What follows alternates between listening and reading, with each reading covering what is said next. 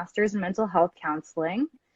My interest is primarily clinical, which means I like to counsel people. Not super into the research part, although I am teaching a social research class this semester, because research is really important in that it informs all the information that we use to actually counsel people and know what works, what doesn't, and how the best way is to help them with any problems they're struggling with. So the research part is the prologue, so to speak. Without the research, we don't have counseling. We won't know what works, whether what we're doing has any positive impact on our clients or on their condition. So that's how we know which conditions work best with which modes of therapy. That's how we know whether treatments are evidence-based and they actually have results. And so I work primarily online. So I'm a big friend of the camera. I find that online therapy is super helpful for busy millennials in this day and age where people are running from one thing to another. People don't have the time to go, especially in New York, to go sit in traffic or sit on a subway and go to a session, because it can be really difficult to commute from one place in New York to another unless you happen to be within a few block radius. So a lot of people love doing online therapy on their lunch break or in the morning before their commute, in the afternoon when they get home. And I find that for some people who are very high functioning, they feel more comfortable doing online therapy than they do going into a therapist's office, because of the stigma that surrounds it. Although I wish the stigma didn't exist, people sometimes get, yes, we are. So it's a process. It takes time. So a lot of times, especially with high functioning individuals, they feel like they're just doing a FaceTime chat, but with a professional as opposed to just calling their friend. And it's less uncomfortable or less anxiety inducing than having to like drive to a therapist's office, park there, walk in, sit on that couch and waiting. Going into that office, sitting on the couch, it's really quiet. Not that there's anything wrong with going to a therapy office. You should be comfortable, not should. I'm very against shoulding, and I can get into that later in this topic. I find myself sometimes saying the word and then I catch myself. I know, I say shit all the time. So, yeah. So, my favorite quote that I picked up in grad school was "Stop shitting yourself." So, oh, that has to be a post. I love that. Yes. Yes. So it's my favorite quote, because shitting really makes you feel dirty and bad. Mm-hmm. So with that, where was I going? It's people can feel comfortable. And I wish that the way things were is that someone walking into a meeting with their therapist would feel the same as going to a checkup with their primary care doctor. Mm-hmm. But for some reason, similar to how when you're newly pregnant, let's say, and you're going into an OBGYN office in your community and you're nervous about who's going to see me, like who's going to think I'm pregnant, who's going to know, but maybe you're just coming for a checkup. So that's how you calm yourself.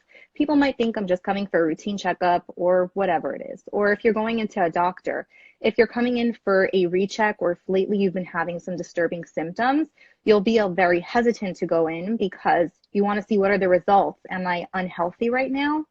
But if you're just going for a routine checkup, or like you think you just have strep, you're not nervous going in, you just go in. So I wish that it was that way with going to therapy offices. And for some people it is. Some people Ricky are Menlo super... says everyone needs a therapist. Get on it, people. Yes, yes. True. So people ask me, does everyone need therapy? So I like to say not everyone necessarily needs it, but everyone can and likely will benefit from it. If you're seeing the right therapist who is the right person for you, you will benefit from therapy. So your therapeutic relationship, which is the relationship that a client and a therapist have with each other, is the most important predictor of therapy actually being successful. They've done research to see what's the most successful mode of giving therapy. Is it CBT? Is it DBT? Is it psychodynamic? Is it this? Is it that? And each one has their pros and cons, and different ones work better with different conditions. But so the primary predictor of success is actually client motivation. If the client doesn't want to get better and doesn't want to be involved in therapy and is not going to do the work they're likely not going to have the same results as if they were interested in coming. But if there's a good relationship there, that's the next best predictor of success. And if there's a good relationship, even if the client's not motivated, it can make them eventually become more motivated because they have that positive relationship. So for example, when I worked in clinic doing my hours, I had some teenagers who were very hesitant to come to therapy and didn't want to be there, but had to be there because of school situations or ACS type cases. And when I was able to relate to them and make them feel understood and make them feel that I'm not there to judge them, a lot of times their opinions towards coming to therapy and their view on therapy changed. And then they were able to benefit from it more. So on that note, I guess we're going to get into our topic, which is all about relationships. You froze a second. Am I still here? You there? I see you. Oh, okay. I see you. I hear you. Okay, you're unfrozen. Okay, I just perfect. have to say something before we start. So on Sure. that, so my kids, I have only boys. So when I talk to them about, like, we always talk about like therapy, like they know I'm on this project, and every day we talk about it, and I explain it to them like in Star Wars terms, like, you know, if you want to be a Jedi, you need a Yoda, right? Yeah. Like you have a rabbi, and you have they go to The rabbi's rabbi for if your they have spiritual health and a therapist is for your mental health. right. So I'm like, the therapist is your Yoda. Yeah. That's how you become a Jedi. Yes. So actually there is a great therapist that I follow who's very into helping therapists out with tips from things that he's learned over the years of being in the field for so long. And he recently put out a YouTube series where each week, I think it is, he talks about different Star Wars characters going to therapy and what it would look like, what issues they'd be working on. So you just made me think of that. Oh, you have to send me that. Yes. So his name is Joe Stanok. So you can look that up, or I can send it to you after. Oh, that's awesome. So I just want to say I'm not home right now. I'm actually by my parents. Very luckily, I was able to celebrate my grandmother's 98th birthday this weekend with all my cousins. And we had a whole family reunion, which was really beautiful. And we hope to be able to do it many more times. And the topic today is all about relationships, which is what made me think of cousins and family, because that's what we think of when we talk about relationships. We think about the other people in our lives. But really, the primary relationship that people should be concerned with is your relationship with yourself, because that is a relationship. And the relationship that you have with yourself affects all your other relationships. It can affect them positively, it can affect them negatively. So there's a quote I really like by Eleanor Roosevelt, which you might have heard before, that no one can make you feel inferior without your consent. Mm-hmm. So in short, from a psychological perspective, what that means is that if someone makes a comment to me about something that I, let's say, care about or I'm insecure about, and they make a negative comment, I'm going to feel bad because they just triggered that response in me. It's something I'm already insecure about, something I'm already concerned about, and they just brought it up, which gives it more weight, gives it more strength, and now made me feel uncomfortable. Whereas if they make a comment on something that I don't care about myself, or on something that I completely don't agree with, and I'm confident that I don't agree with that, then it's not going to have any effect on me. So the more comfortable that you are with yourself and aware of who you are and what your strengths are and what your weaknesses are, and that you accept them, other people can't make you feel worse by saying things triggering those ideas and feelings. So in going back to how your relationship with yourself affects your relationship with others, it's a reciprocal relationship. So if you have a low self-esteem, then that's going to affect your other relationships negatively. And then it also can invite toxic relationships into your life. Because if you don't value yourself, you're not going to have these alarms going on when someone's treating you badly and say, you don't deserve a spot in my life. You're not going to enforce those boundaries. So you're going to invite this negative relationship into your life, which is then going to likely cause you to have lower self-esteem. So it has a really bad relationship and cycle. When you have low self-esteem, then you lack confidence. You're likely to have you're likely to have body language that projects that, right? You're going to be standing stiffly. You're going to be very quiet. You're going to look more reserved, which then invites things like criticism or people treating you badly or coldly, because that's the image you're projecting. That's what you are saying, and people respond to what you're saying. Whereas on the other side, relationships with others can affect your self-esteem negatively and your self-image negatively, is when you have a problem going on in a relationship with someone else, you start feeling badly about yourself. If you have a fight with a spouse or you have a fight with a friend, you're like, oh, I'm not that important, or I'm a bad person, or I'm not good. You start looking at things like that. If you're rejected by somebody, again, you feel badly about yourself. You're like, what's wrong with me that they didn't like me? If you are criticized by somebody, you internalize that and you say to yourself, there's something wrong with me. Which on that note, I think I mentioned this to you, that this quote that I read once, I don't remember it verbatim, really struck a chord with me. It said, mothers, be careful what you say to your children, because that becomes their inner voice. And a lot of times in our adult life, we find ourselves saying something to ourselves about many different things. Could be about laziness, could be about the way we look, could be about the way we're dressed, could be about quality of work we're doing. And very often we're echoing a message that we received either from our parents, from a teacher, from a mentor, from somebody we look up to, and we internalize that message for ourselves. And the problem with that is that when we internalize that message for ourselves, we often pass it on to the next generation, because we are so strongly attached to that thing and we care about it so much that we're going to notice it in others. And then when we have a kid or a friend who has that thing, we're going to notice it. We might even bring it up, which is worse. Noticing it is one step bad, because we shouldn't be looking for imperfections in everybody.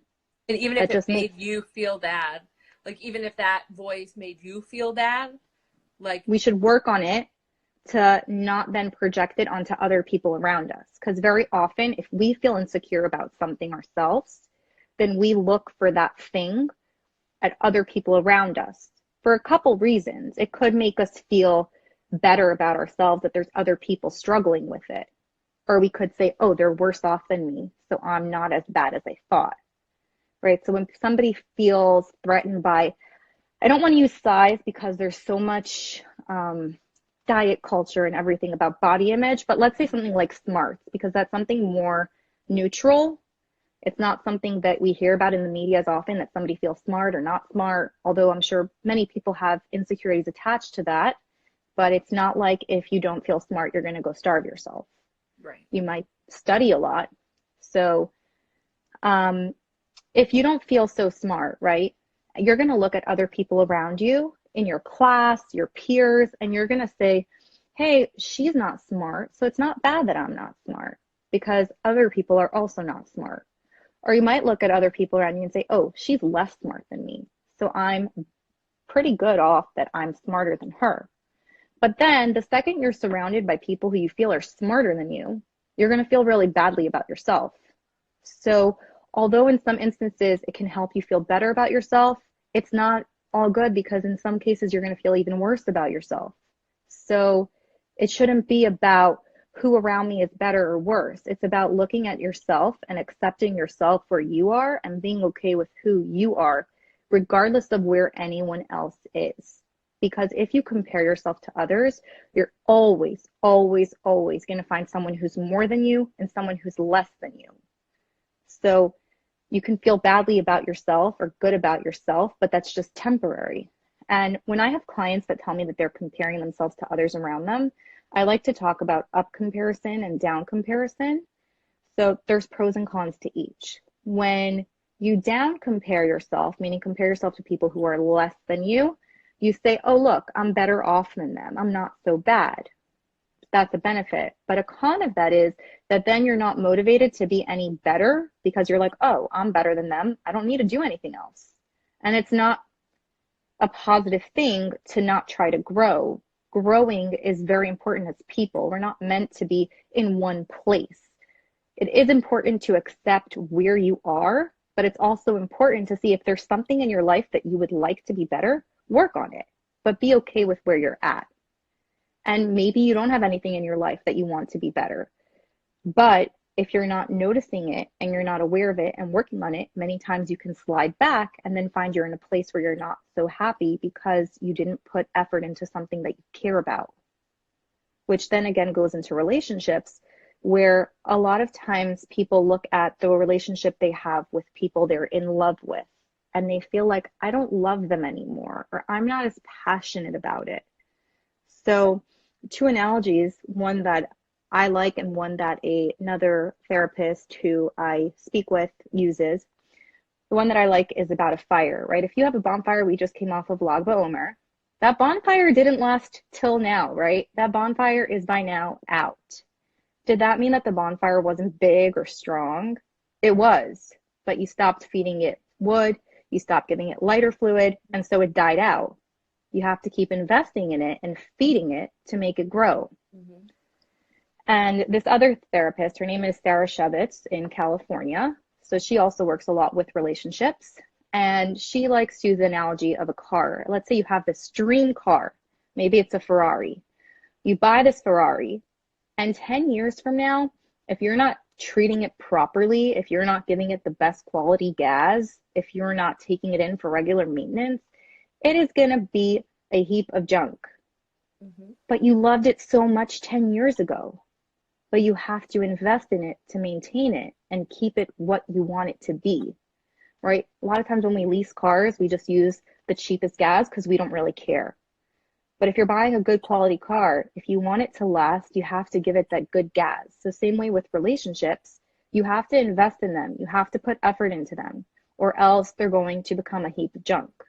That doesn't mean they weren't worth something. That doesn't mean it wasn't meant to be. It just means you served it the cheap gas when it needed the expensive gas. And this that's is for also all relationships.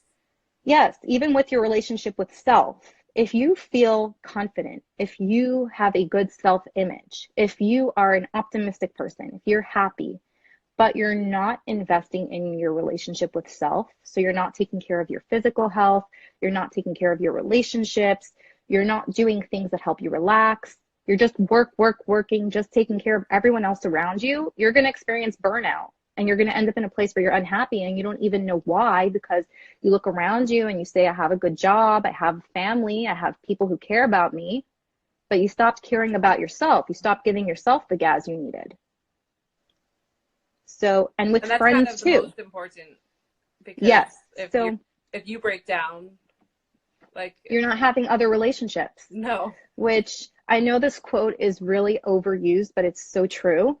When you get on the plane and they give you all the safety instructions of what to do if there is an emergency, and they say, if oxygen is low, oxygen masks will come down, and please put on your own mask before assisting others. So if you're traveling with a small child, if you're traveling with someone elderly who can't put it on themselves, somebody disabled, whatever it is, you have to put on yours first, because otherwise, if you put on theirs first, if the oxygen levels are really bad, you might faint by the time you're finishing putting on theirs. And then whatever the next steps are, you're not going to be aware, you're not going to be awake, you're not going to be conscious to help that person further. And now you're both going to suffer because you didn't put it on. So if you put it on, it's likely you would do it very quick, and then you could put it on them in time that if they're slowly losing oxygen, they will get back to a healthier level once the oxygen starts coming in through the mask. Mm-hmm. So we have this thing where we look at it as being selfish. It's the selfish trap. Martyr. Yes. Mm-hmm. Yeah, the martyr syndrome of feeling like I'm going to take care of everyone else around me, but you're not being the highest functioning self that you can be in your relationships when you're not taking care of yourself. And eventually, if all your other relationships are going to suffer, you're going to burn out, and then you're not helping anyone, least of all yourself, but you're not helping people around you either. So, and you asked if that's about all relationships. So with friendships too, right? If you're not nurturing a relationship with a friendship, if you're not reaching out to them, then the relationship is not going to feel as strong. And I know that that happens sometimes when I get busy with work and I have really close friends that I normally, let's say, will talk to all the time. But when we both get busy or we all get busy, we stop communicating as often. And then you start wondering, like, what's going on, like, in our relationship? Why aren't we as close? It's not that you're not as close. You just haven't been investing the time into the relationship. And sometimes when I'll realize that, hey, I've been really busy, I'll reach out. I know friends of mine reach out too. I was busy this weekend with family, and not that one relationship is more or less, but they are just different. They express themselves differently. And I know that when I was busy with a family weekend and I didn't hear from a friend and I wasn't in touch with a friend for a while, and my couple of my friends reached out and said, hey, how's the weekend going? Because they didn't hear from me in a few days. And then I realized, hey, I didn't respond to them. I didn't reach out to them. And it's important for me to be aware of that and to know, hey, I need to be more in tune when I'm around other people to also be in touch with other relationships that I have, because they're all important. So going on to what I was saying about the relationship between self-esteem and how it affects relationships, and then how relationships can affect self-esteem negatively, is also if somebody who you have a relationship with criticizes you, then that's going to affect your self-esteem negatively. If somebody you're in a relationship with abuses you, that's going to make you feel like there's something wrong with you. Because often people who are abused feel they did something to deserve it, because no one wants to look at someone they care about and say, this person is doing something bad. It must be my fault. So they have a reciprocal relationship. And some ways to deal with low self-esteem so that it doesn't affect your relationships negatively, and then continue that cycle of the bad relationships affecting your self-esteem negatively, are to look at it as the way a person treats you says more about them than yourself. They obviously have an issue to work on. And then if you notice yourself lashing out at people about something, look at why that is. If I'm constantly making negative remarks related to a certain quality that people have, where am I standing on that quality with myself? And am I uncomfortable with that? Is that what's making me notice when everybody else around, or when other people around me are lesser in that quality? Because then I say, oh, I'm not so bad. And then how can I work on that? How can I work on accepting myself where I am? And then notice that when somebody rejects you, that's more, again, about them. And they're likely being rejected by someone, because rejection breeds rejection. When you feel rejected, you start rejecting other things. So if you feel rejected by somebody else, you might then start rejecting yourself, because if they didn't like me, I wasn't good enough. So there's something wrong with me. I don't like myself now. So how can you combat that? Start noticing your positive qualities. Start looking at things that make you unique, that you have to offer in a good way, because we all have something. Whenever I have a client come in and speak about low self-esteem, say how they keep fighting with a partner about different things, the same thing over and over again, or they're having trouble finding a partner, I want to know how they feel about themselves. Where do they stand on their self-esteem, self-image? Because that's going to impact everything else in relationships. So we often have a way of noticing what we're missing. And I believe that's partially because it's not considered like politically correct to praise yourself, to go on about yourself. You know, if we start saying good things about ourselves, often we come off as egotistical or narcissistic, as people like to say, which when people say narcissist, most people who you call narcissist are not actually clinical narcissists. That's a really extreme level. But many people, the second they have a friend who talks a lot about themselves or thinks well of themselves, they're like, oh, they're a narcissist. He's a narcissist. She's a narcissist, which they're not clinically. They might be very into themselves. They might need to tone it down a bit. We all sometimes have something when we're feeling really good or whatever. But it is important to notice your strengths and good qualities. So very often we'll notice where we're lacking. When somebody is looking at themselves in the mirror, often people will look at what they don't like, a feature they don't like on their face, a feature they don't like on their body, something they wish was different. When we get back a test in school, I know this happened to me all the time in high school. If I got one wrong on the test, that was the one I noticed. I didn't notice I got all the other answers right. I noticed that one question I got wrong. So I felt bad that I didn't get that 100 and instead got a 90 or whatever. And instead of looking at, wow, I got most of the test right. And very often we're like that in life, where if we overall are healthy and then we don't exercise for a few days because life got busy. Oh my gosh, I'm so lazy. I never work out. And working out, completely unweight related, is so important for mental health. Our bodies are made to physically move. We're not meant to sit in a chair all day unless you're physically disabled. Then that's why you have physical therapists who help people who are disabled to work out their bodies in other ways that they can, because it's important for the body to move. That's what keeps us functioning better.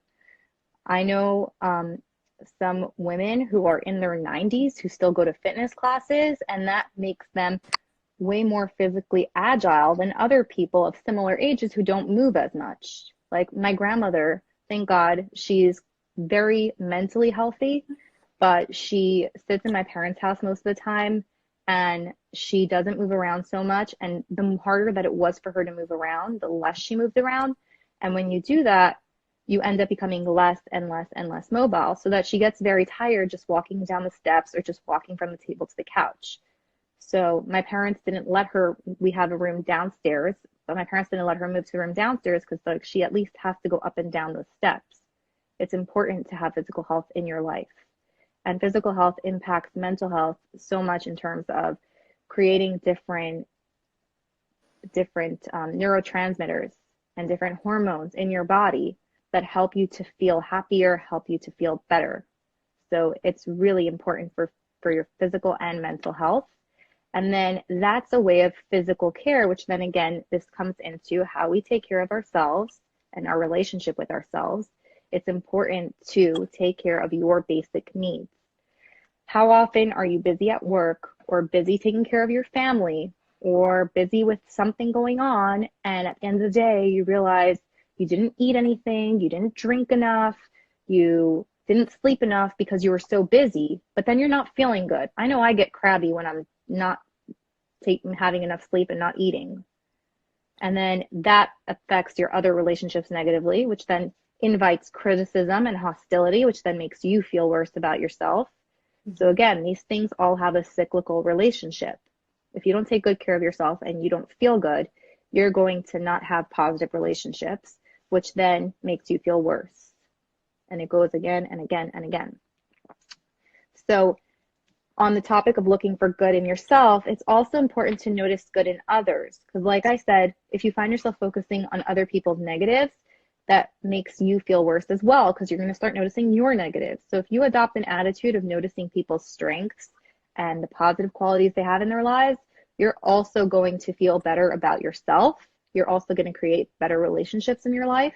You're then going to feel better about yourself because you're having more positive relationships.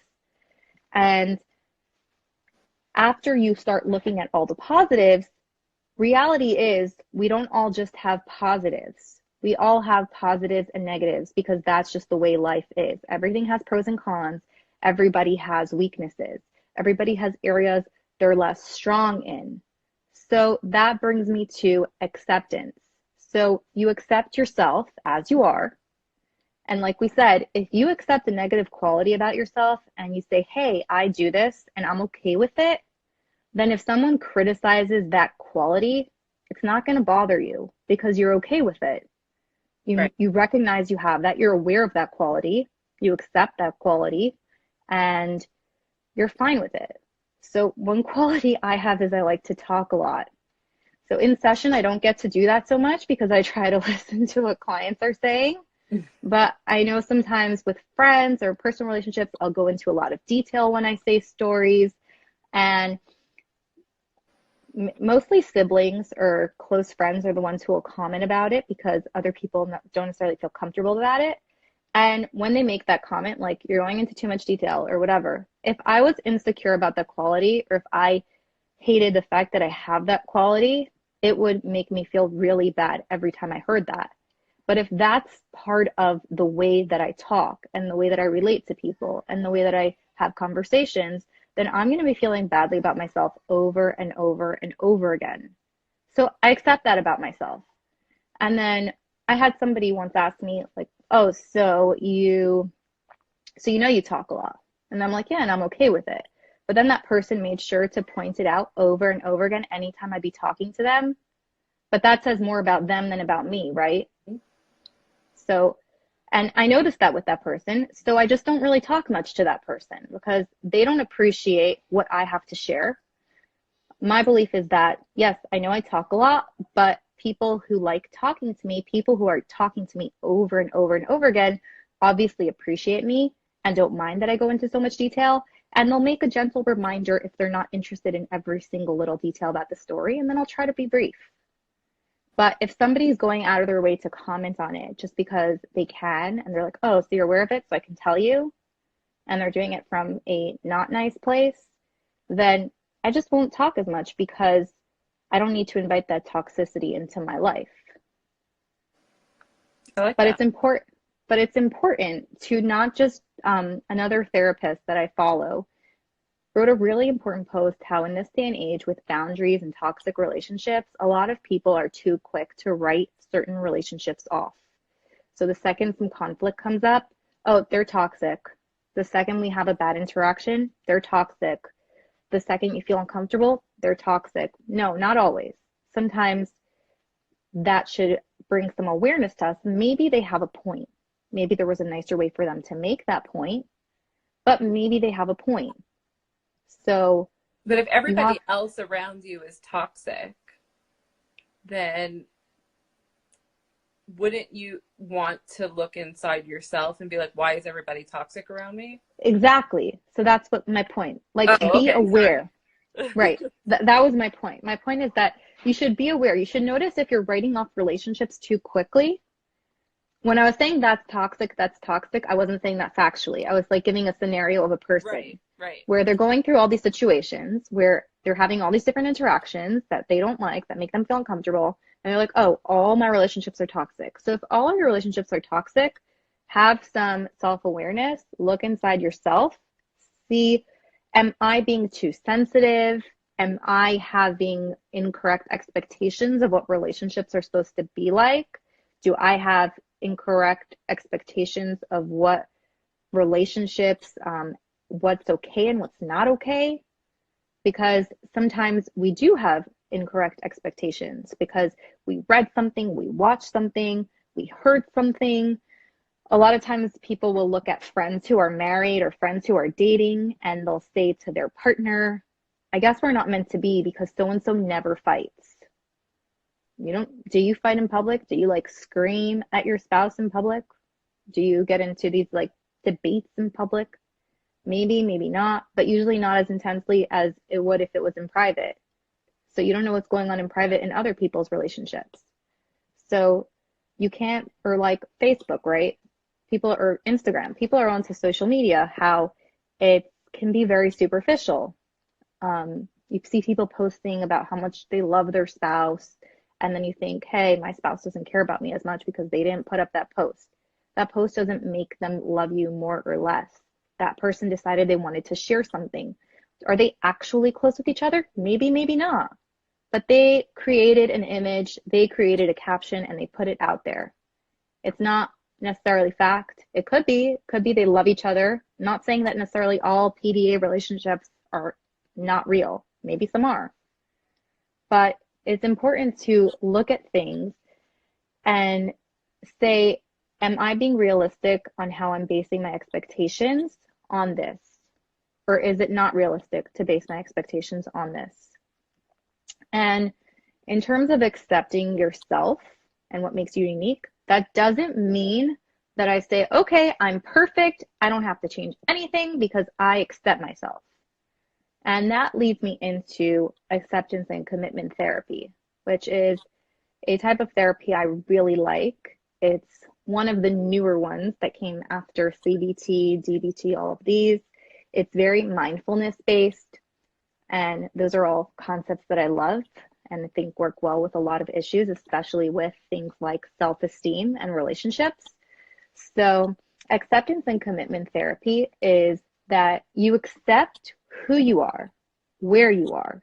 You accept your strengths, you accept your imperfections, but then you also look at, what are my values? Where am I aligned with my values? Where am I maybe not aligned completely with my values? And that's where commitment comes in. You commit to change or put in the effort to get to where you want to be, or to be more aligned with your values. So if I care about, let's say, reading, and I think reading is important for your mental health, for knowing what's going on in the world, for overall knowledge, let's say, but I don't ever read because I'm too busy or I'm lazy. I don't want to go out and get a book.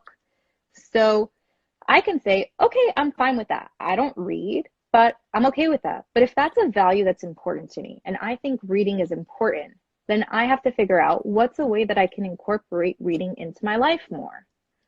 Maybe I can schedule some time in on Shabbos when my daughter's napping and I can't do anything else anyways, and read something that will bring me to a place where I'm more aligned with my values, right? As a therapist, you have to constantly be educating yourself and reading about new treatments, new advances, learn from experiences of other therapists, learn from experiences of clients to see maybe you're doing something that affects clients negatively and you don't even realize it because you read, let's say, an op-ed by a client where people are writing, I hate when a therapist does this. Maybe some of your clients don't hate it if you do that, but it's important to check in and say, is it okay what I'm doing? Is this thing that I'm doing working for you, or is it not working for you? And I do like to check in with clients because as a therapist, we learn early on. It's really hard the first time, but we learn early on that we're not the right fit for everyone. And the more aware you are of that happening, the more prepared you are for it. Sometimes we get defensive when it happens. We say, oh, they didn't care about therapy. They weren't motivated to come. That's why they didn't like me. They didn't put in the effort. It wasn't me. It was them. Maybe.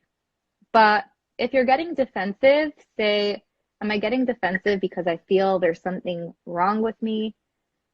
Because I don't accept that I'm not the right fit for everyone? It's possible they weren't coming to therapy. It's possible they weren't motivated. But maybe they weren't coming to therapy because they felt uncomfortable with you. And that's why they weren't coming. So let's say I accept that I'm not going to be the right fit for everyone. But I also want to be a skilled therapist. I also want to be using things that actually work. I also want to make sure that clients feel comfortable with me overall. As long as they're, let's say, even if they're not the right fit, they shouldn't feel that I'm invalidating them. They shouldn't feel that I'm criticizing them. They shouldn't feel that I'm not giving them unconditional positive regard. So I commit to looking at, are there ways that maybe I'm doing that to a client? And if yes, how can I change it? What can I be doing differently? Maybe there's a facial expression that comes out when certain things happen and that can make a client feel uncomfortable. Am I doing that? If yes, how can I control that? So that brings me into the acceptance and commitment therapy part. So the next line of this topic is that a lot of people will say, so how can I have a better relationship with myself? If it's so important and it's going to affect every other relationship that I have, which then is going to affect me again, what can I do to improve it? So that acceptance and commitment therapy is that first part. And you can think about the concepts yourself. If you're not in therapy and you're not ready to go to therapy, you don't have the time for it, you don't have the money for it, you don't feel you need it, you can still do these different concepts that I'm going to bring up and see how they affect your life. So one of them is awareness, being aware of who you are. Look at your positive qualities, your lesser qualities, and be okay with them. Learn to accept those as part of you. And then think about what things you might want to work on and change in line with the acceptance and commitment therapy. And look at it in terms of short term, middle, long term. Those things are all going to be different. In the short term, we very easily thrive off of motivation. If we want to be more physically active, we're going to say, oh, I'm going to a class. You buy yourself some new workout gear.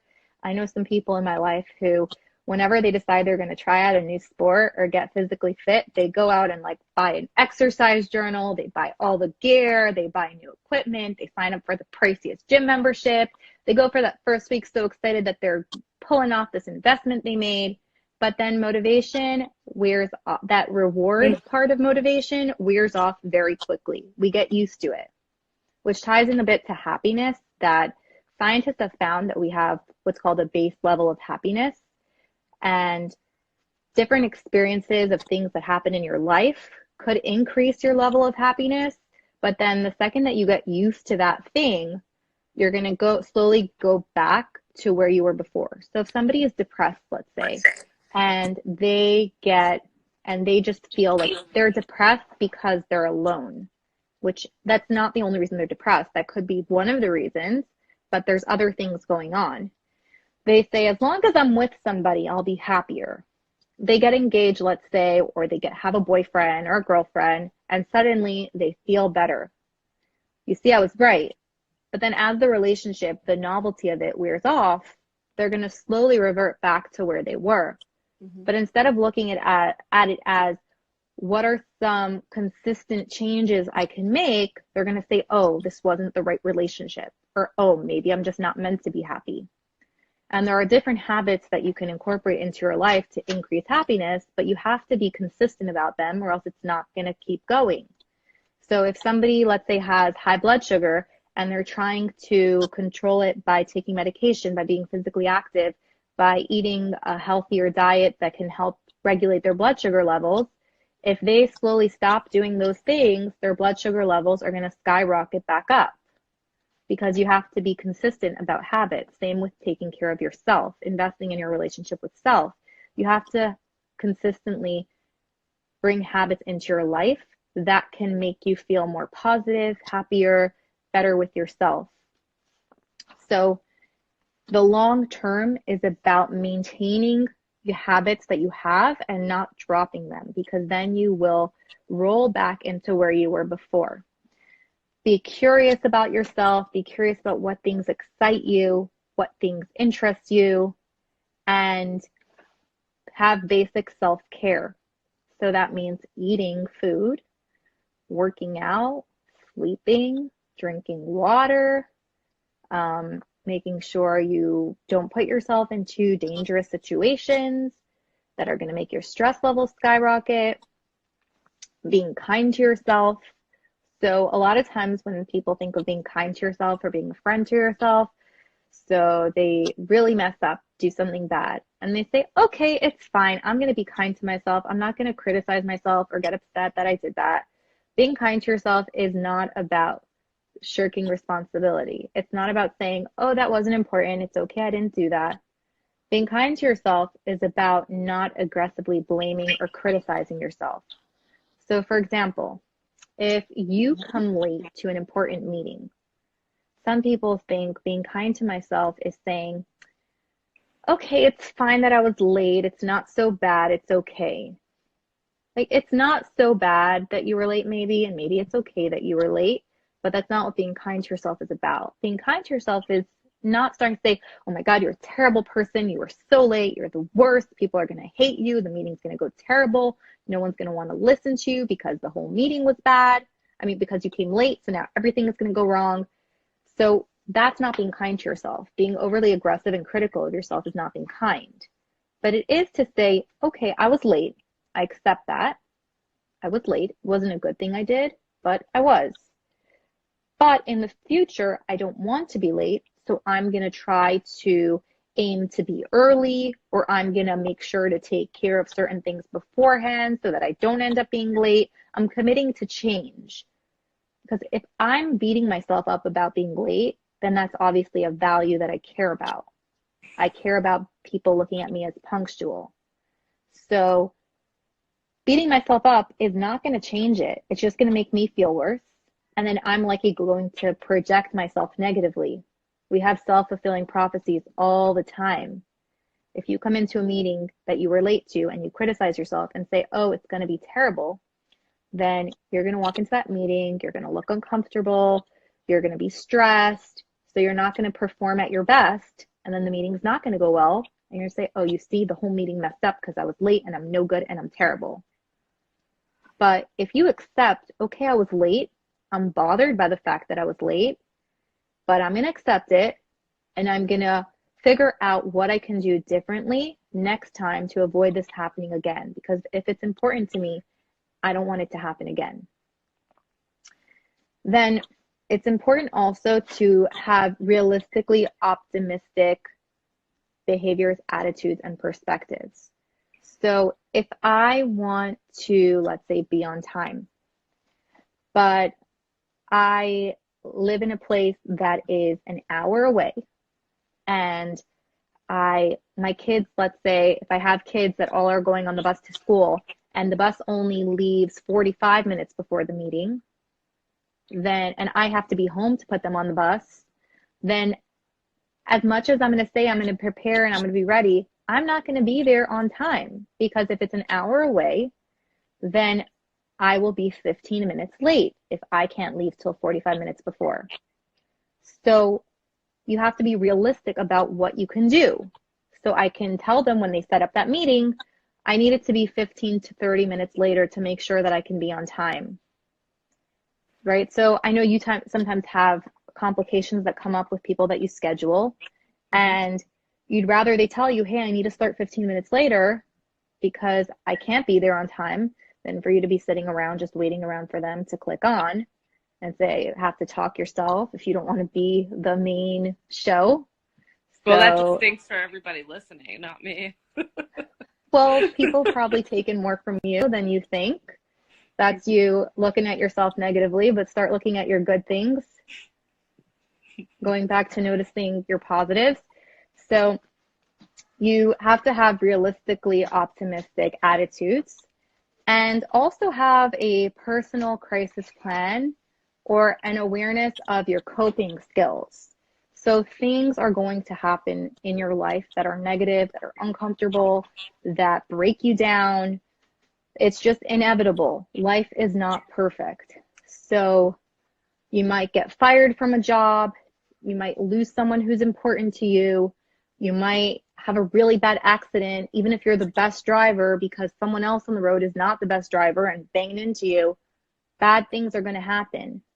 So if you don't have in place knowing that things are going to happen, and I have ways to cope with it, and I have people to reach out to when things get bad, or I have things that make me feel calmer, that make me feel better, then when something happens, there's a speed bump in the road, you're going to be completely thrown off. So another way of investing in your relationship with self is looking at what your coping mechanisms are, looking at what your protective factors are. So there's risk in life, there's risk factors and protective factors. And these are researched a lot. So risk factors are different factors in your life that predispose you to being affected by things negatively. So they found that people who grow up in at-risk neighborhoods, let's say, that's a risk factor for having something negative happen in your life. Whereas growing up in an affluent neighborhood with a good quality of life is a protective factor, because you're more likely to have the things that you need in life. You're more likely to have a better quality of life. You're less predisposed to certain negative conditions. But does that mean that somebody from an at-risk neighborhood is going to be worse off in life than somebody who grows up in an affluent neighborhood? No, because maybe that person who grew up in the at-risk neighborhood has a higher level of resilience than the person who grew up in the affluent neighborhood. And resilience is a very important protective factor. Resilience is, I think, one of the most important factors in terms of being happy, in terms of having life satisfaction, because things are always going to happen. And the more resilient you are, the better you're going to adapt. So the person who grows up in the at-risk neighborhood, if they have high resilience, whenever they go through a negative circumstance, they're going to find a way to power through it and get to the next thing and be good and be better and do better. Whereas if, let's say, the affluent person has a very low resilience, the second that they get in trouble in school, the second that something doesn't go their way, they might completely give up and throw it away. Mm-hmm. So every person has different risk factors and protective factors in your life. Protective factors, like I said, can be resilience. They can be having physical health. They can be having healthy thinking, meaning you don't automatically jump to negative conclusions. It can be having positive relationships in your life, including your relationship with self. If you have a positive relationship with self and somebody criticizes you, it's not going to affect you as much because that's your protective factor. If you have a negative relationship with self and someone criticizes you, it's going to break you down. That's a risk factor. Mm-hmm. So it's important to tune in to what your protective factors are and notice what your risk factors are and see how you can cultivate your protective factors more. See how you can enrich them. See how you can tap into them the most that you can.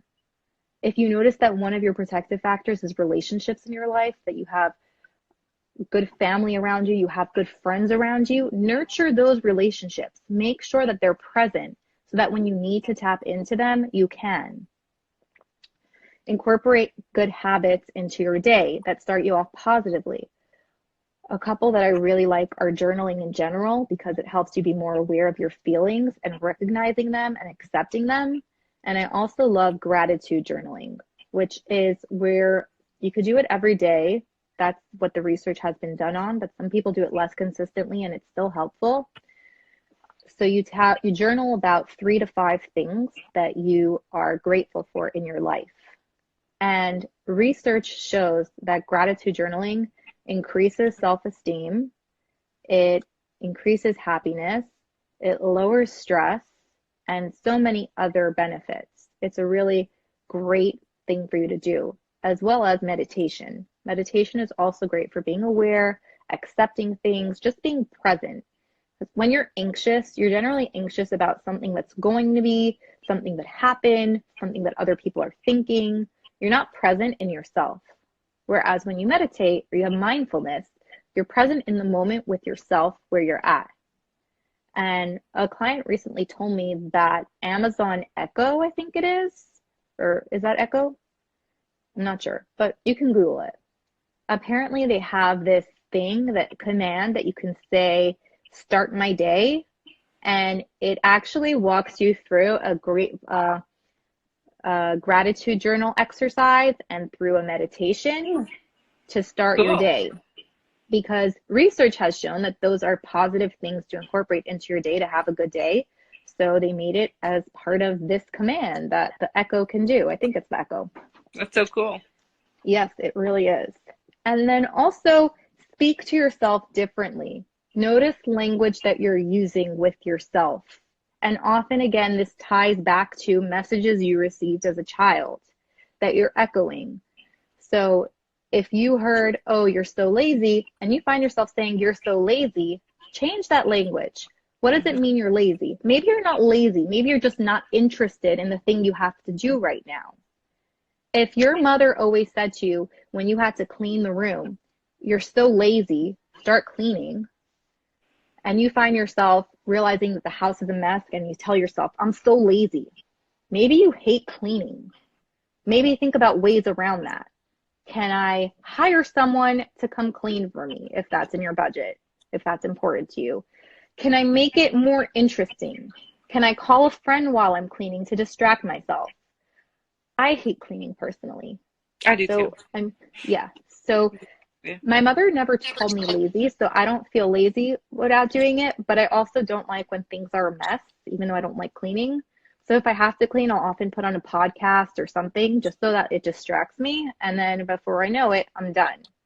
So look for a way to make if there's something that you hate doing, instead of having that internal dialogue of criticizing yourself and blaming yourself and calling yourself names, think about what's something else that I can do to get this thing done that I care about, because you care about it on some level. And if you don't care about it, just accept it. It's fine. If I don't care if things are messy and I'm okay with it and it's not affecting other people around me negatively, then who cares? Well, then you're dealing with another issue of people trying to shame you. Right. So Right. That can bring you into shame.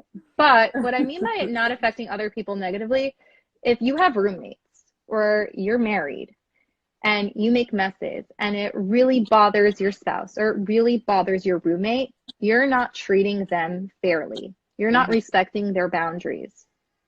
You don't necessarily, if you don't want to clean up their mess, you can say, I know you don't like messes, but when you make a mess, you have to clean it if it bothers you.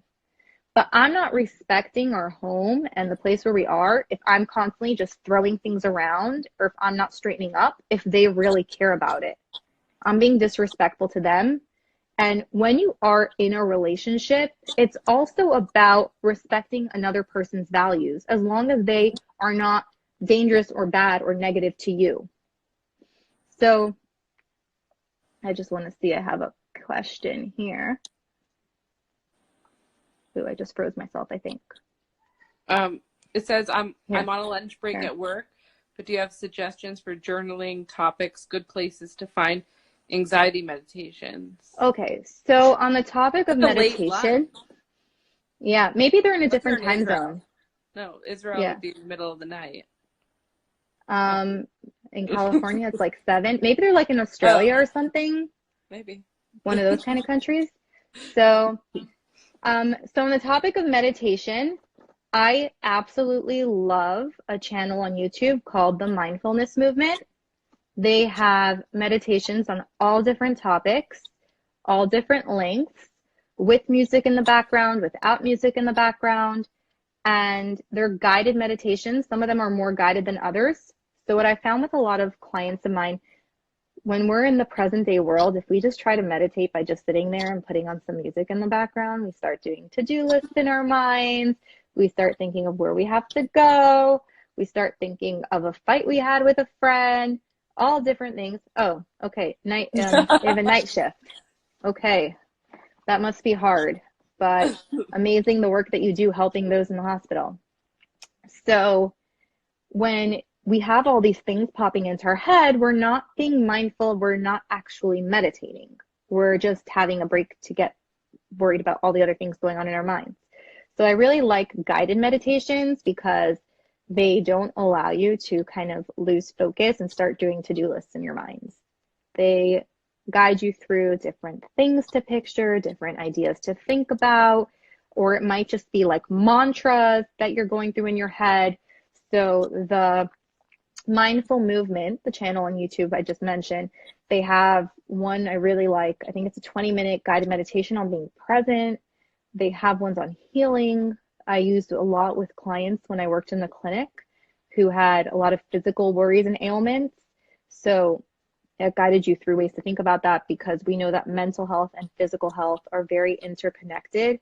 When patients are optimistic about their outcomes and when patients have a view that they will get better and do better, it does affect outcomes positively. In some cases, if things are just not meant to be, sometimes it doesn't work, but it can affect the outcomes really positively, because if someone is optimistic, they'll be more likely to follow treatment regimens, they'll be more likely to go forward with it, they'll feel better, they'll think better. When we think negatively, that increases cortisol in our bodies, which is not healthy and then can impact you worse if you're having a physical ailment. So being present and being mindful and being optimistic are all really, really important in how you feel health-wise, physically and mentally. And there's also a journaling app. Do you know about it? Have you heard of it? I mean, I've heard of some, but I'm not sure which one you're talking about. I can't remember, and if I check. I think I've heard of a couple called like Mood Thoughts or Jot. I'm not sure. So I downloaded one, and it gives you topics that are conducive to like a growth mindset kind of. Yeah. And on that note, the internet is an amazing place. You can just Google self-awareness journaling or self-esteem journaling or happiness journaling, and you can find so many different links either on Pinterest or actual sites will just pop up that give you great prompts. Pinterest actually has a lot I have lots of folders on Pinterest for things and techniques that I like to use with people. So you can find different journaling techniques to work through different ideas, different feelings. If there's something in particular that you're struggling with that you would like to work on, that you feel you would like to grow in, and you are open to journaling, then you can Google that thing with the word journaling next to it, and chances are something will pop up and you can work through that. And then back to where we were before I answered the question, where I said looking at the way that you speak to yourself and speak differently. Notice if you are criticizing yourself, like I said, when you're saying, like, instead of saying I'm lazy, say I don't like doing it, but it's important, so I'm going to find a way to distract myself or allow myself to do it because it is important to me. And that last concept that I want to talk about is shoulding, because we do that a lot when we speak to ourselves. And shoulding just makes us feel worse. It makes us feel guilty. It brings on shame. And it doesn't actually make us do things from a good place. We feel upset or uncomfortable when we're doing that thing, or it makes us feel really upset or uncomfortable when we're not doing something that we think we should. So I think I even have this as an infographic on my page, but when something pops up in your mind that I should or shouldn't do this, I like to look at it in two ways. The first thing I ask myself is, do I want to do this or do I not want to do this? So I use them respectively for if I feel like I should or shouldn't do something.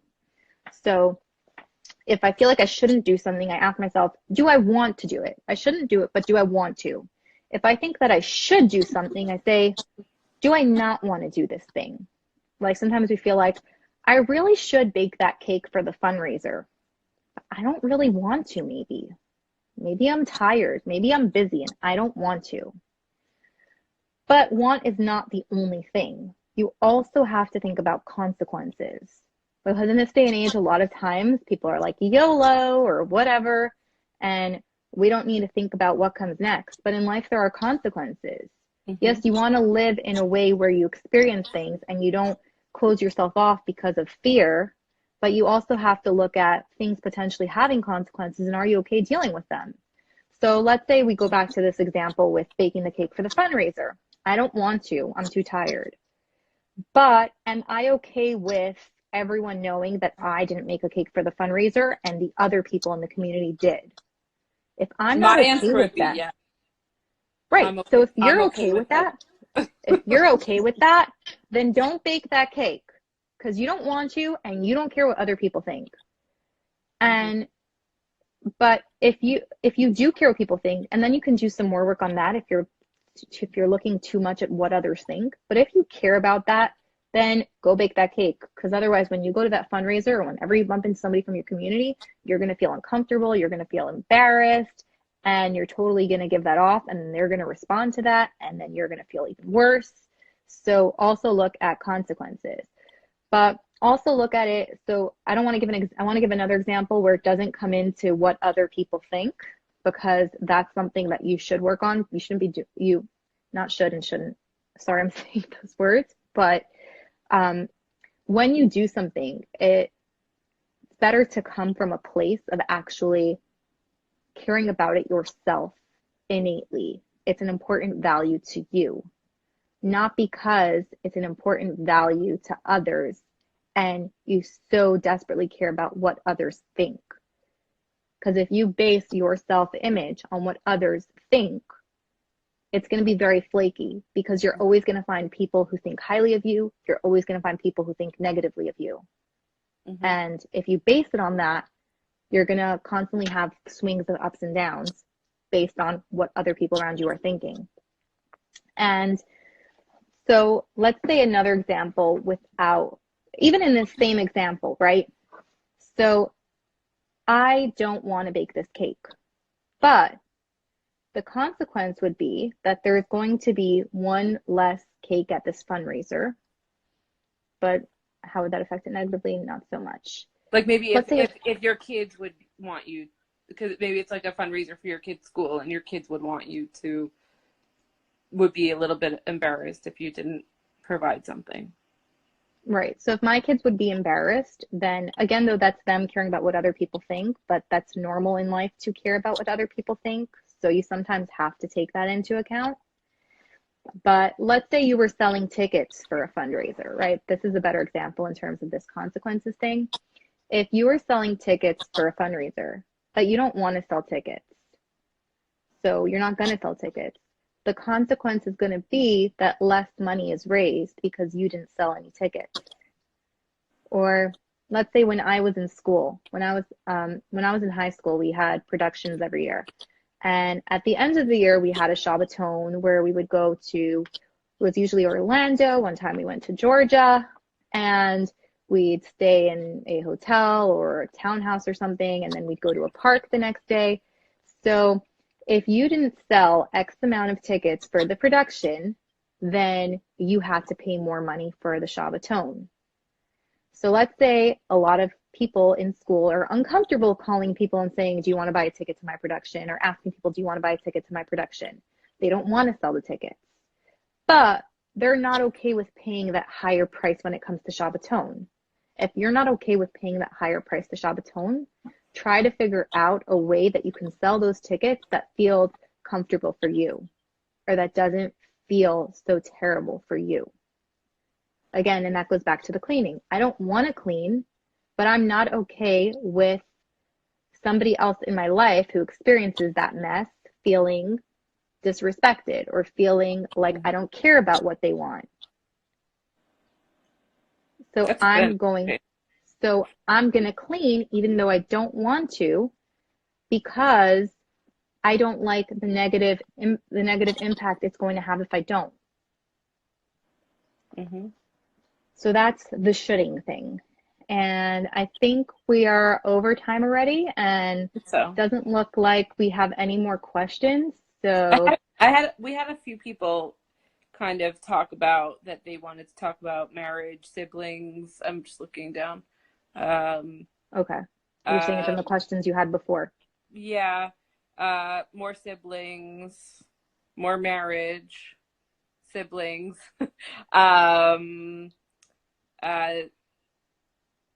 Okay, so I just want to go back because I'm just looking through oldest the comments that I children, didn't see. boss, friend relationships, boss, work. Those were Okay. the but it seems to be that all of the things that you said kind of cross over. Like everything. Yeah, and I just want to comment. I'm reading a comment right now. Somebody wrote, I don't think everyone understands all these words, EBT, CBT, OCD. So I didn't actually say the acronyms EBT or OCD. EBT I did refer to when I said evidence-based treatments, which are treatments you use in therapy that research shows are effective. Then OCD I haven't mentioned at all, but if somebody is curious what that is, it's obsessive compulsive disorder, which is actually not the thing that most people refer to when they call a friend OCD. OCD is when somebody is compulsive and obsessive about something and keeps repeating it and going over and over and over with it. Most people, when they say their friend is OCD, they're referring to somebody who, let's say, has a type A personality and is always making lists and is always perfectly clean and everything's always perfect or has to be very specific. Whereas obsessive compulsive disorder is when somebody repeats certain numbers, or I once had a client in the frum community that it manifested as, let's say, when they were davening, and this happens for many people in the frum community who have OCD. It comes into play with a lot of religious behaviors where when they're davening, they'll repeat words over and over again because they're concerned they didn't say them correctly, or they'll keep, let's say, washing Nebelwasser because they think they did something wrong, or they'll keep wrapping their tefillin because they think they did something wrong. And certain religious, or comes into play a lot with women with going to mikvah, where they'll get obsessive about preparing and whether they're doing it right or wrong. The OCD that people are referring to when they look at someone who is, let's say, making tons of lists or everything has to be in a specific way is actually OCPD, which is obsessive compulsive personality disorder. That's not OCD. They're two different things. Let's see. And then CBT is cognitive behavioral therapy, which is therapy where we look at cognition, which are thoughts, and then behaviors. The rationale behind it, and I think this has come up in previous Project Proactive Lives, is that the thoughts that we have influence the behaviors that we do, which then affects how we feel. So if I walk into a room and I feel insecure, and this comes back into the self-esteem thing. If I have low self-esteem and I walk into a room, I'm gonna act really closed off. I might stand there holding my arms over my body in an uncomfortable way. I might look really quiet.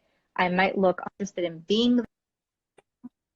And then what's going to happen is that people are going to sense that I'm uncomfortable, or people are going to sense that I'm being awkward.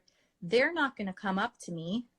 They're not going to make conversation with me because they're like, I don't want to go up to that person who seems so closed off and cold and uncomfortable. And then I'm going to feel really bad about myself because I thought a certain way and then I behaved a certain way. And then that created, let's say, a self-fulfilling prophecy. And then I feel nobody likes me. Nobody wants to talk to me. But that's because to begin with, I thought that nobody's going to want to talk to me. So I acted really weird and uncomfortable when I went there. So then nobody did talk to me. And so now I'm going to feel bad about myself. Whereas if when I go into this place and I recognize that I have this thought that no one wants to talk to me, okay, is that thought true? Maybe some people don't want to talk to me, but I'm sure one person in there wants to talk to me, right? So if I go in there thinking, okay, some people are not going to want to talk to me, but I'm okay with that. And I can go make conversation with other people who are standing alone or don't know anybody at this event. And then I'm going to see someone else standing alone. I'm going to realize that they're probably also a little bit uncomfortable coming here. I'm going to go over to them and I'm going to talk to them. I might get into a great conversation with them, maybe not, but then I can move on to the next conversation. And then I'm going to feel good. I'm going to feel like, oh, somebody actually enjoyed talking to me. I had a good time. I can have fun at social events. So that's, let's say, cognitive behavior in action. And when we do cognitive behavioral therapy with patients, we teach them to challenge and counter negative thoughts that they have that are affecting the behaviors that they're doing that then make them feel bad or feel negatively about themselves. Other therapies, let's say DBT, dialectical behavioral therapy. I know you did a live on that with Eliza. So it's about emotional regulation, and it's about accepting that there can be two different realities that seem to be that they're opposites, but they can coexist. Mm-hmm. It's also tied into acceptance and commitment therapy, where although you accept yourself, you can also change things that are important to you. And ACT, I did explain a few times, but again, that's acceptance and commitment therapy, accepting where you're at, but also looking at things you want to change and grow in and committing to engaging in behaviors that can change those things. And there's more to it than that, but I don't want to go so into detail. Let's see. There's a lot of therapy options.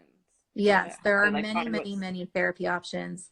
There's EMDR, which is eye movement desensitization, rapid response, where something to do with the way the eyes move can influence how you respond to trauma.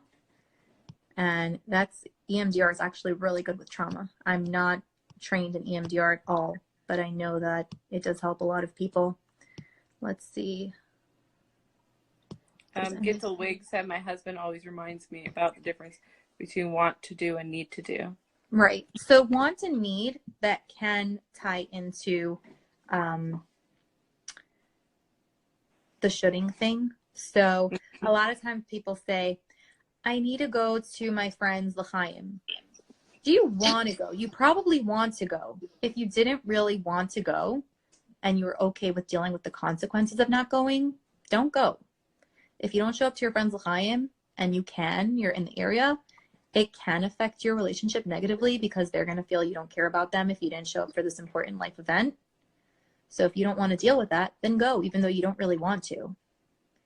If it's really cold outside, you might not want to head out. If you're in the winter, I know when I got engaged, my l'chaim was in January, and it was really cold out. So all my friends showed up, and it felt really special to know that they trudged out on that really cold night, because as a native Floridian, I hate the cold. So I strongly respect anyone that trudges out in that weather to make it to an event of someone important to them. Yeah, eye movement desensitization and reprocessing. Thank you for correcting my acronym. I said I'm not trained in it, so I'm not completely knowledgeable of it. I do know that it works really well for trauma. So I'm looking reprocess the situation. Back at other questions. Stacey Warren asked a few times, where is Shoshana? So Shoshana, thank God, had a baby. And, yeah, a few months ago. And we had an arrangement that she was going to take some time off when she had the baby. So that's self-care. She is practicing self-care, and she misses everybody. She says hi. I spoke to her today. But she's taking some time to herself and focusing on family for a bit. But she's still around. She's still here. Just not doing the lives. Thank God for good reasons, right? Thank God, yes. So we did touch a lot on other relationships you have in your life. So you said that people asked about marriage, friendships, boss employee relationship, siblings, a bunch of sibling relationships. So sibling relationships is a whole other topic that we could talk about for a really long time. Mm-hmm. There are so many dynamics that come into play with siblings based on birth order. I know that as a youngest, I was particularly interested in that. And in the religious community, we actually have any really big family. But because we have a lot of big families in religious communities, people can take on multiple roles of birth order. So I'm the youngest of 8, but at times I also played an only child role when all my siblings were out of the house, either married or away in yeshiva, away in seminary, and I was the only one at home. My siblings say that I had a little bit of middle child syndrome between my siblings who are older than me and my nieces and nephews who are younger than me. I did have also a little bit of an older sibling role when nieces and nephews who are close in age to me, and I was asked to, let's say, take care of them or do things that an older sibling would often do. So when we have a large family with different spacings and a family is bigger, you can have a lot of different roles in that family that are less rigid than the typical oldest, middle, youngest only. So sibling relationships are very often influenced by parents and what parents do or don't do, how they treat one sibling or another. So look at it as they're people and they didn't get a manual of what was the best way to treat their children or what things they should have been more aware of. Again, there's that should, but what things awareness of would help facilitate healthier relationships among siblings, and realize they were doing the best that they could, and look at whether a relationship with a sibling, there's something, let's say, not so great there, but you have a lot of commonalities, and is it worth looking past that because of the commonalities? Sometimes people choose to estrange themselves from their siblings. And I know Rachel Tuffman is doing something about estrangement and relationships as well. She had a whole series of questions today, so I'm sure she's putting out some sort of live or maybe posts talking more about that. And that's a whole other topic, so not going to go there. But yeah, I think we need a whole live just for sibling relationships. Yeah. And again, they're very often impacted by the way parents treated the siblings. Parents treated one child or another. Mm-hmm. And you have to look at it as parents aren't perfect. They make mistakes. Mm-hmm. And just try to do better when you have your own kids. Try to do better in your other relationships in your life. Try not to continue those patterns among your siblings. But something actually interesting that came up at this weekend with my grandmother's birthday, the whole family reunion, there were siblings getting up and talking about who was the favorite or who always got blamed for something and who's this and who's that. And one of my nephews asked my mother, so you're saying that like grandparents and like grandmothers and grandfathers, they still fight about who's the favorite sibling and who got blamed and who got this? And my mother said a really good point. She said, yeah, we never really grow out of these things, but as long as all the siblings can be in one room together, still having that fight, the parents did something right. That's a good point. Because there are families when there is conflict that wasn't dealt with in a healthy way. They just write somebody off and they don't get together and they don't talk to each other. And then their kids don't talk to each other. And I'm not here to judge families that do that because you never know what's going on. You never know if there was abuse involved. You never know how far someone went. You never know how toxic a relationship was. But it is really important, if a relationship is important to you, to invest in it, which goes back to the first point that we said. Just because a relationship is uncomfortable doesn't mean it's bad. Something just isn't working so well, and you have to figure out what you can do differently. If you can. If you can. Yeah. So, and if you can't, see if you can accept it as it is. Mm-hmm. So if, let's say I have a relationship in my life, whether it's, it could be a sibling, it could be a parent, it could be a friend, and you care about them so much, they're so important to you, but you find that they can be very critical of you, then notice that they do that and don't let it get to you. Notice or you that, could just say when you talk like that, it really makes me feel like I need to distance myself from you. Exactly. Being assertive is important, respecting your boundaries, but sometimes they don't listen. Of course they don't listen, but then you've told them the consequence. Right. You've told them the consequence. I'm going to have to distance myself. You know, we're not going to be able to talk every day if, you know, this is going to be our conversation. Yeah. Yeah, you know, exactly. Space it out. So more, again, it's boundaries. Complicated. There's no right or wrong answer. You have to look at what feels best to you and what you can handle. For one person, they might feel comfortable distancing from that person and talking to them less and being okay with it. For another person, they really, really want to talk to that person on a daily basis. So they can say, I'm going to hang up if you bring up that topic. They can just listen as the person says that thing and just shut their mouth and then change the topic. You have to figure out what works for you because there's no right or wrong, but it is important to respect your boundaries and to be assertive. So very often people associate assertiveness with aggressiveness, which is not the same thing. So when you're aggressive, you're taking care of your own needs while violating someone else's. When you're assertive, you're respecting your needs in a way that also respects someone else. I like that. So, and then contrasting that with passiveness is where you respect or put other people's needs before your own, and you don't respect your own needs. So, for example, if someone cuts you off in line, you can be passive, you can be assertive, you can be aggressive. So passive would be just to stand there or say, oh, I guess you're more busy than I am, or oh, I guess you have somewhere to be. That could be seen as passive. Aggressive would be like, go wait your turn, move behind me. Assertive would be, I'm sure you have a really good reason, or it could just be, excuse me, I was standing here before you. It could also be, I'm sure you have a good reason why you thought it would be okay to skip me, but I was in line and I also have somewhere to be. It could be played out different ways, but as long as you're respecting both your needs and both your rights, that's what assertiveness is.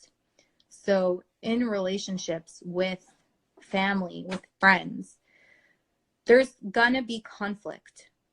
Relationships always have some level of conflict because you're two different people with two different minds and different things going on in your lives. Even if you're a couple, you have the same thing maybe going on in your lives, but you're experiencing it different ways because you have different backgrounds or you're different personalities. We're all born, even siblings. All my siblings were all different from each other, even though we grew up in the same house with the same parents. It could be because we grew up in different years. It could be because our parents' maybe attitudes about things changed over time. but we're Or going to be different. or probably or sometimes you're so much alike that it drives you crazy too. Right. That happens too. That's what I said. Often when you notice, not always, it's not an absolute rule, but often when you see a quality that really irks you, or I said when you notice that if, let's say, you're noticing other people that they're not good at something or whatever, look at it. Is that something that I'm insecure about or that I do myself and that I haven't accepted and worked on?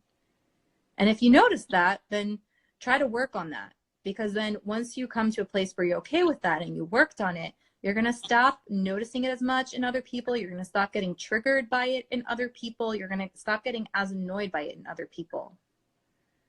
So Memi Mess and I said, but aren't our needs sometimes to not argue? So being passive is most effective.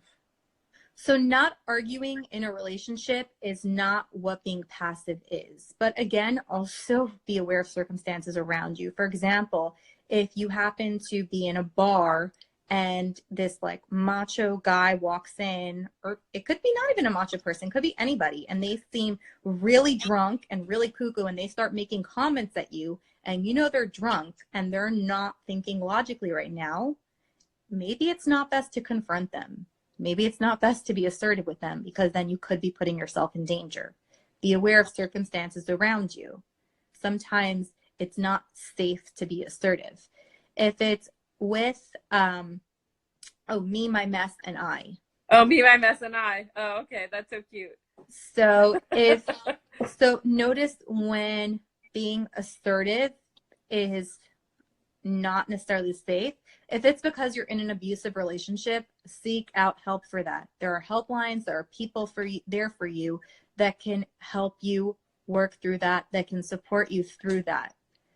Because when I say it's not safe to be assertive and don't be assertive, I'm talking about like if you're in a bar and there's someone really drunk. I'm not talking about if you're in an abusive relationship. Don't, let's say, go talk to them because you're not going to be helping the situation, but be assertive in a different way where you go out and get the help you need and have somebody get you the support you need and get you to safety. That's your way of being assertive in that situation. Like being passive in like a marriage isn't really so effective, because then that builds resentment, no? Exactly. And so being passive, again, can also be seen as stonewalling, right? So what we sometimes do in fighting is we just shut down. We don't talk anymore. We don't continue the conversation. Stonewalling. And stonewalling is one of the 4 horsemen of the apocalypse, as John Gottman defines it. The Gottman method is a very, very popular method of relationship marriage therapy. So John Gottman found that there are 4 predictors of divorce. I mean, the 4 biggest predictors of divorce in relationships. And one of them is contempt, one of them is criticism, one of them is defensiveness, and one is stonewalling. So stonewalling is when you don't like where something is going, you just shut down instead of talking through it. Stonewalling is not the same as telling your partner, I need to pause. I really can't deal with this right now. I'm really stressed. I'm really emotional. I'm going to say something I regret later on because I'm not in a good place. That's not stonewalling. That's being assertive and telling your partner, if we continue this conversation the way it is right now, it's going to go somewhere really bad that we both don't want. Is when I just shut down. I don't like what's happening, so I just don't talk, and I give the silent treatment. Silent treatment doesn't work. It doesn't create anything positive.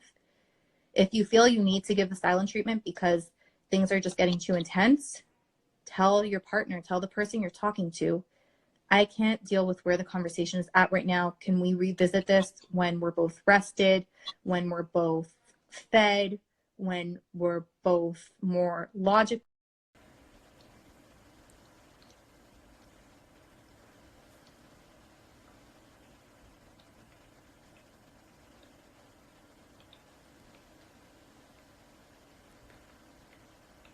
Yeah, so that was an extra long live.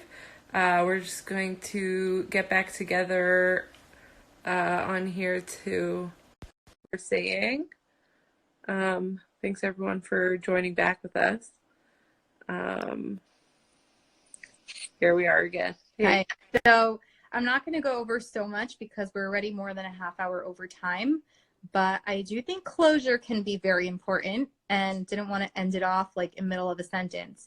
So I was saying that the other 3 of the 4 horsemen of the apocalypse, as they're called, are other topics that we could get into and play an important role in relationships and their success or failure. And again, that they're not the only thing. There are so many aspects of relationships, and there are so many relationships in your life. But wrapping this up, every single relationship that you have in your life is going to be affected either positively or negatively by the relationship you have with yourself. Mm-hmm. If you are unhappy with yourself, if you are uncomfortable with yourself, that is going to play a role in your other relationships in a negative way. And yes, other people in your life giving you compliments, doing nice things for you, trying to boost you up will help. But then the second that they don't, you will fall right back into that place of feeling bad and unhappy and uncomfortable. So if you are struggling with your relationship with yourself, it's important to try to incorporate a few things to make it better. And I like to say a few because often what I see with people, and this happens when people have health goals or work goals, we try to take on everything at once, but that just leads to overwhelm and burnout, and then that doesn't help you. So that's not self-care if you're taking on too many things. Right. So pick 2 or 3 things that you think can help your self-esteem and your relationship with self positively, and start incorporating them into your life, whether that's journaling, whether that's meditating, whether that's working on the way you speak to yourself, whether that's taking care of your physical health. Look at ways that you can make yourself feel better. And if that's going to therapy, by all means, go speak to a therapist and they can help you through the process. It is really, really helpful to have someone there holding your hand along the process and encouraging you and bringing out your strengths, because when you have a good relationship with a therapist, the things you can accomplish are magic. Mm-hmm. So if that is something you think will help you, definitely go reach out. And oftentimes people feel that therapy is prohibitive because of cost or transportation or time. You can find therapists online, like me. If somebody licensed in your state, you can find therapists who can accommodate your schedule. If therapy is expensive for you, you can find therapists on a sliding scale. There is a great website called the Open Path Collective where therapists list on there if they have a sliding scale, and you can find someone in your state or local to you and go see them, and you're guaranteed, if you qualify financially, to pay maximum $60 a session. Some people like to use insurance for therapy, some don't. Some downsides of using insurance is that you have to have a diagnosis and it is reported to the insurance company and goes on your record. So if you're uncomfortable with that, you might not want to use your insurance. Also, using insurance mandates that you have to have a diagnosis, and maybe you don't have an actual diagnosis. And clinicians sometimes will exaggerate a client's symptoms to make them fit. That's technically insurance fraud. But doesn't everybody have things that they could talk to a therapist about? So everybody has something that they can talk about, but not necessarily does that fit a diagnosis in the DSM, which is a Diagnostic Statistical Manual, which is the book put out by the American Psychological Association, where it talks about all these different conditions and gives if you don't them have a condition, then you don't qualify. It defines the symptoms you need to have in order to actually have that diagnosis. So there are also life problems at the end, which are like V codes and Z codes, but those are not always covered by insurance.